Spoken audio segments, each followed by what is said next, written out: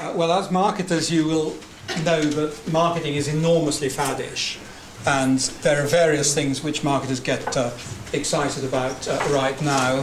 They're quite excited about neuromarketing and all of that. Mobile kind of still, in the particular case of mobile, and one of the others is games. And so there's a certain amount of headless chicken behaviour which you normally get with these fads in marketing. You also get various instant experts. Now, what I'm happy to tell you tonight is that we have 4 real experts this evening who actually do know about the subject, and they knew something about it before last week. The label we've got for the whole evening is Games and Marketing, What's the Score? And to kick us off, we really couldn't do better than have Professor Richard Bartle, who's Professor of Game Design at Essex University. He's actually the co-inventor. Well, actually there are 2 things. One is the typology of gamers and why people game and so on, which he may briefly mention, but which is quite widely referred to. But the other is multiplayer or massively multiplayer games, including he is the co-inventor of the first virtual world, which is rather appropriately called MUD. It's a rather sort of Darwinian name.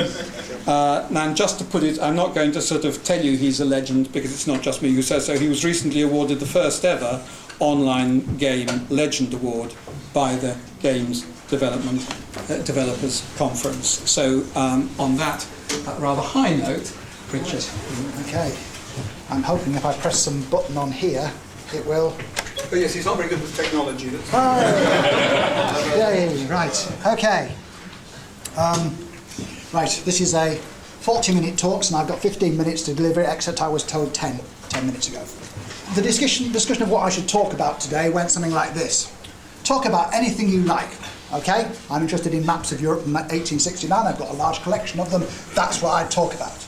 Now, talk about anything games-related you like. Then you'd be interested in my collection of playing cards. I've got a vast collection of playing cards. Well, vast, like 40 of them. 40 sets of antique playing cards.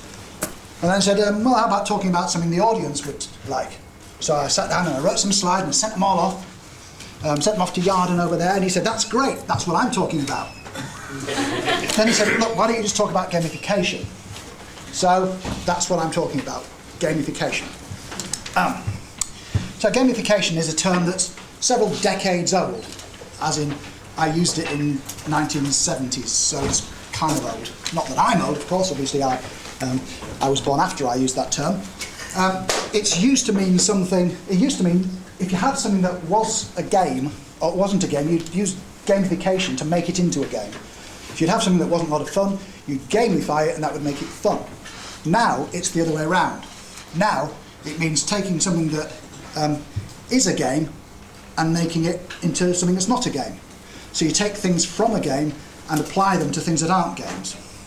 So formally, it's putting these game design patterns, things that we've learned from game design, and applying them to non-game use.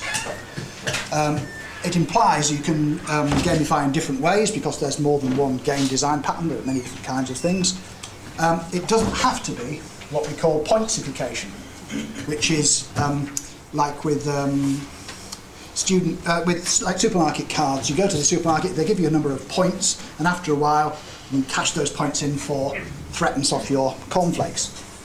Pointsification is where you do things, you get given points, and that's typically how gamification is being used. That's not where it's going to be useful, as we will see in later talks. Typically, people use this because it's not done by game designers. You really want game designers to design your games.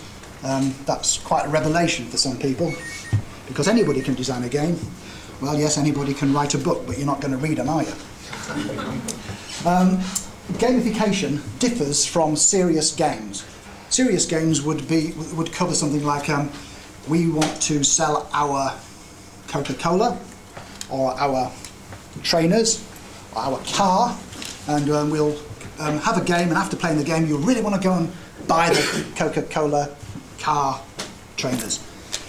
Gamification is making something not a game So the idea is not that you're creating a game that would for advertising or sales purposes or anything else, education.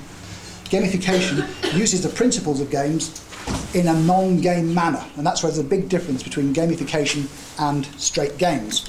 Most gamification can't indeed lead to a game, because games, this is a very basic definition, games are play at which you can lose. So you can play, like with a doll or a Lego or anything like that. If you can lose, not if you can win, but if you can lose, that turns it into a game, because it implies there are rules and it implies there's some conditions, and you've got there's a whole bunch of things there which, if you pay me, I'll tell you. Gamified activities are not play. You're not playing when you go into the shop looking for the particular barcode on the packet of Weetabix that's going to liberate your character in the online game. It's just an activity, especially, so it's not play, and you can't lose at it. Serious games actually started out using simplified gamification techniques, but abandoned them because they didn't work, which is one good reason why we know that if you use these techniques, they're not going to work.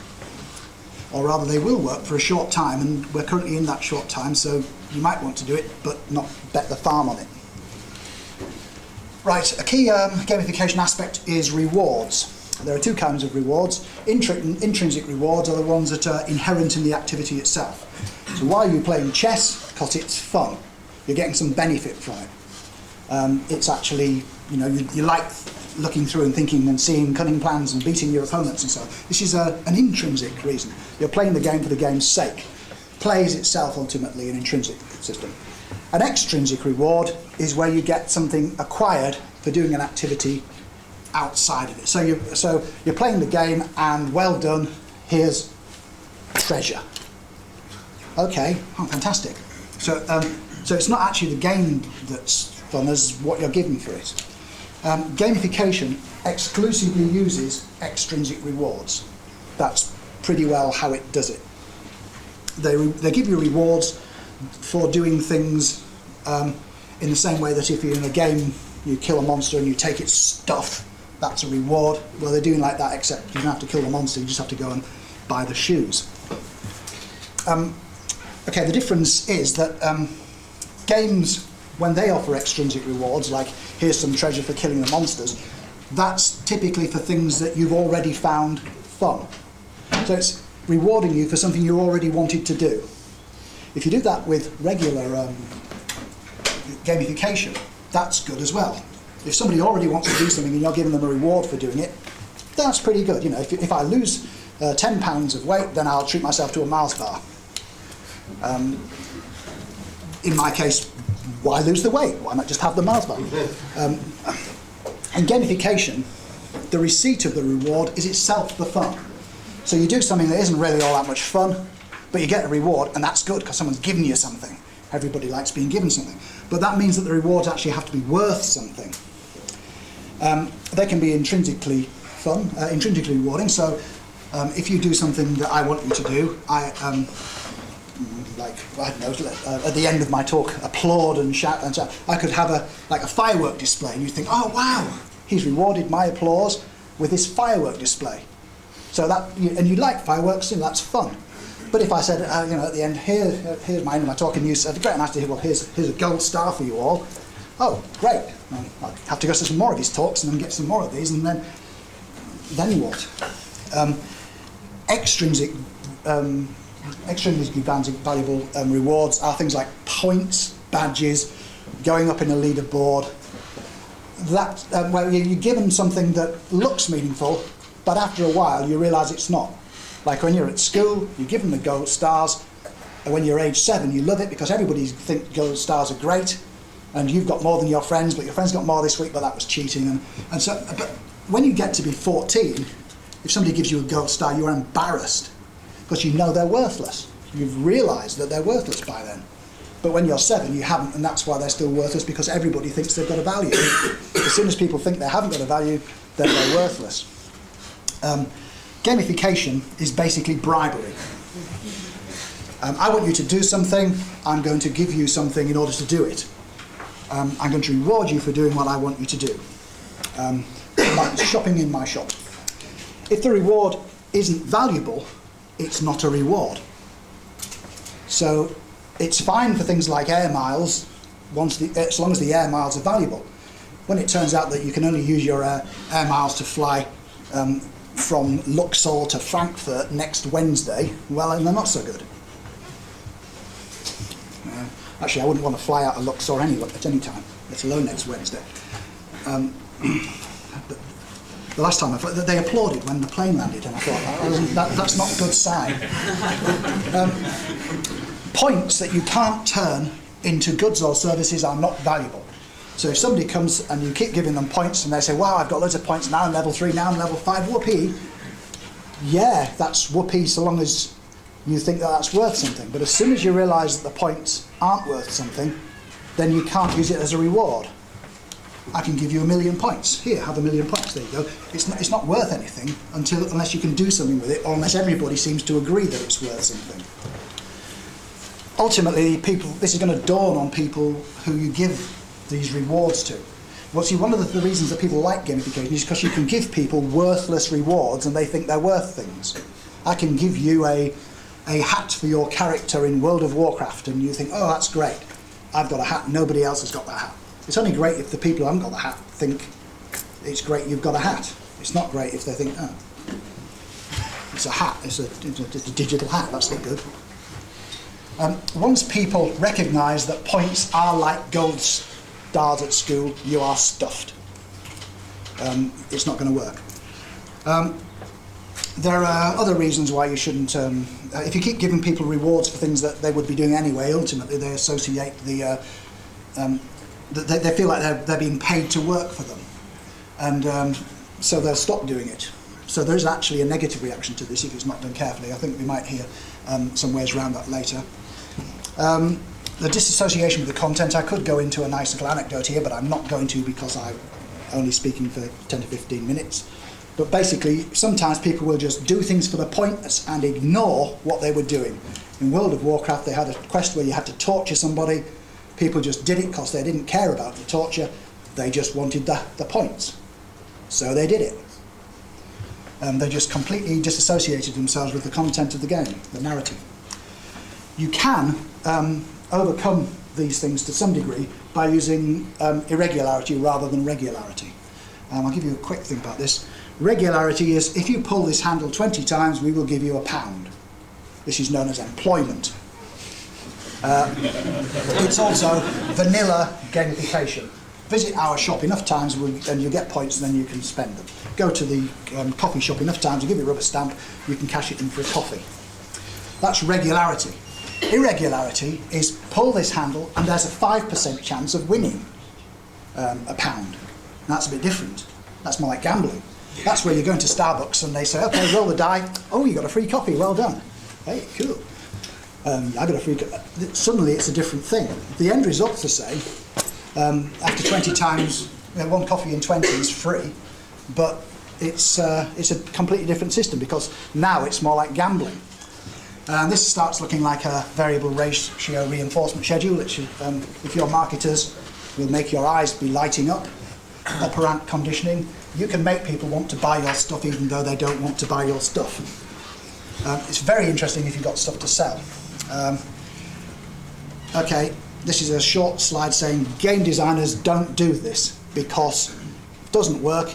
It means that their games are rubbish and it's immoral.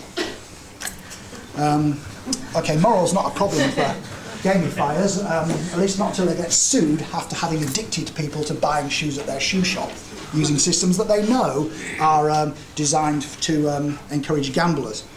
They don't expect their products to be fun, that's why they're using the gamification in the first place. If they were fun, they wouldn't need to. They realise that this is a bubble. After a while, people will learn all about these things and they'll see the next oh, I'll go to this website and I get badges and stuff and it's just like the previous one, and so, yeah, they'll learn. People are great pattern matchers. But they haven't learned yet.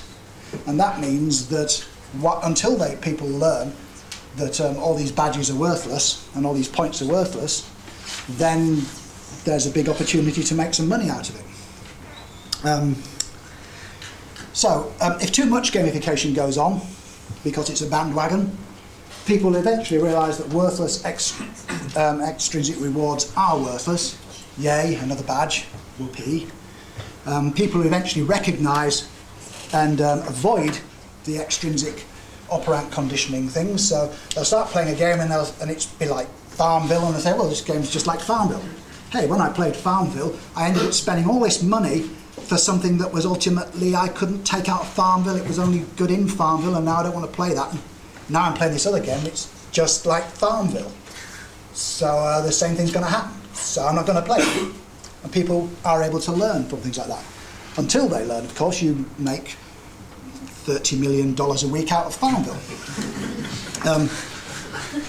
Do I care if I lose the mayorship of the local Starbucks? No, you don't. You might care now, but you won't care 2 years from now.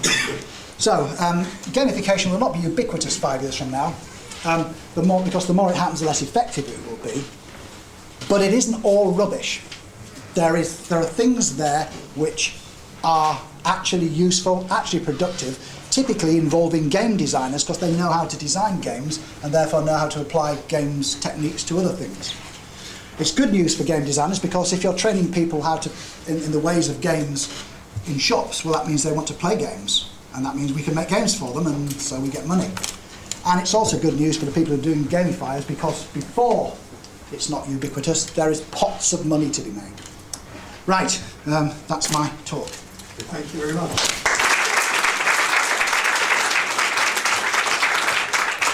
Well, I think